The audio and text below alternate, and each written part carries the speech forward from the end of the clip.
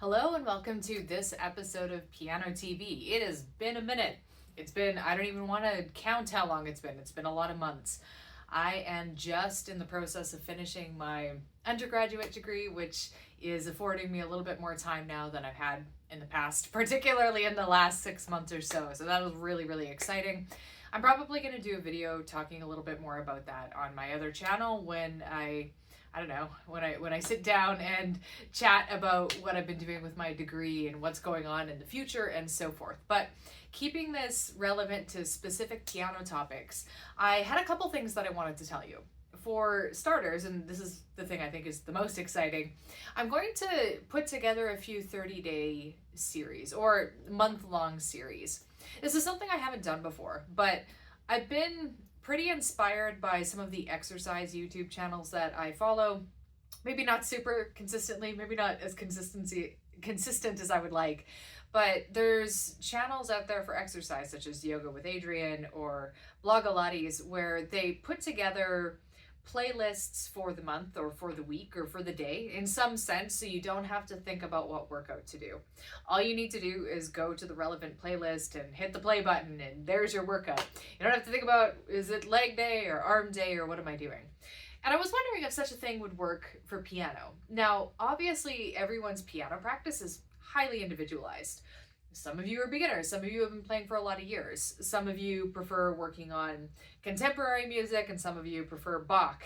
But in spite of all of this variation, it seemed like there might be at least some potential benefit in putting together small, approachable 30-day or month-long exercises that are small and bite-sized. So I haven't thought beyond the first month, but what we're going to be starting in April and what will remain henceforth as a playlist on the channel for whenever you want to do this is a MuseScore tutorial series. And I'm not usually a big fan of affiliating with companies, but I specifically picked MuseScore because it's a free downloadable program in which you can notate music, whether it's your own compositions or whether you're transcribing music, because you want to have an interactive version online for you to mess around with, or whatever the case may be. It's really useful to learn about creating music, not just practicing it. So it's sort of an aside to regular piano practice in that I'm not going to give you exercises to play on the piano over the next month. I'm going to be giving you exercises to do with your MuseScore software. So this is the first challenge I picked because I wanted it to be something that people of any level could do. I also think that one of the sets I might put together in the future is just composition on paper. How do you compose music on paper? Not from a creative angle. That's a whole other topic. Like, how do you creatively imagine new music? More, how do you actually put pencil to manuscript paper and write the music? How do you figure out? It's really difficult to do. If you've only ever played music out of a sheet and you've never sat down to try to actually notate music, it's very tough. So in the same way where I can imagine with MuseScore having a series of small, like 5-ish minute tutorials to teach you how to notate music online, I think there's definitely room for an offline version of it, and that's something that I'm considering for a future month. But I also imagine utilizing these playlists as maybe daily exercises, or maybe we can pick a skill to improve over a month. Like we could do ear training, we could do improving sight reading, we could do improving various aspects of technique and so forth. We could even learn a piece together over the course of a month where each day's video is tackling some part of a piece that we're working on. Of course, that's going to be kind of level dependent, but I imagine these playlists to just hang out on my channel. So whether you're into MuseScore composition now or maybe like a year from now, that playlist would be useful to you.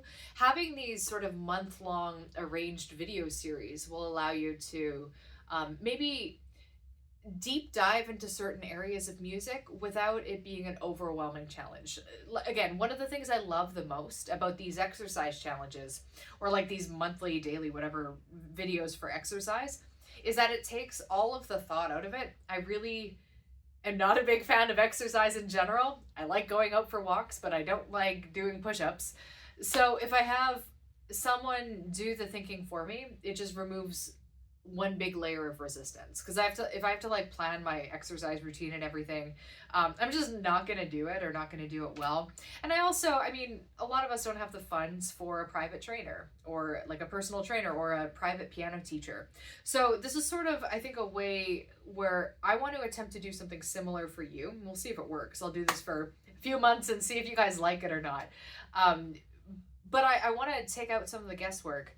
So if you were to approach something like learning a new piece, or improving on your sight reading, or your ear training, or whatever, any of these ideas, you have an incremental sort of stepwise daily approach, as opposed to here's a big blob of information and do what you want with it.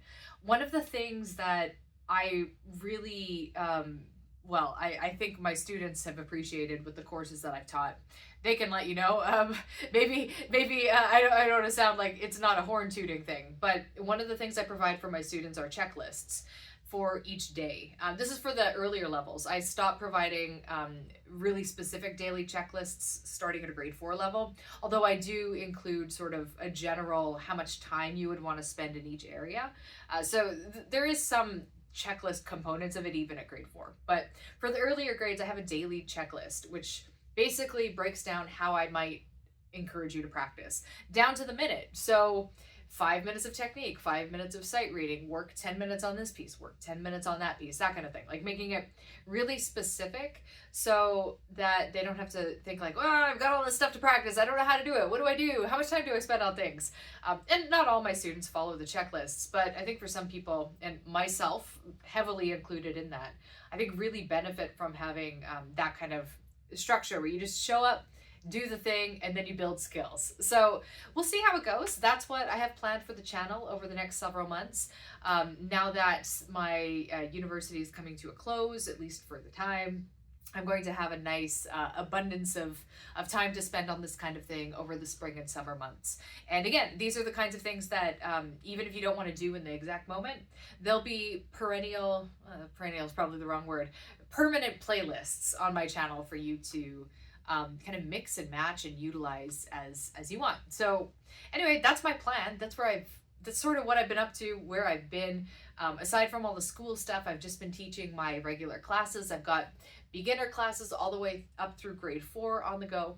And when I reopen classes for registration for the next school year, that's going to be in August. I'll open registration in August, that is. I'm also going to be adding a grade 5 class to the list, which I'm really excited about, and I'll be spending a lot of the summer building.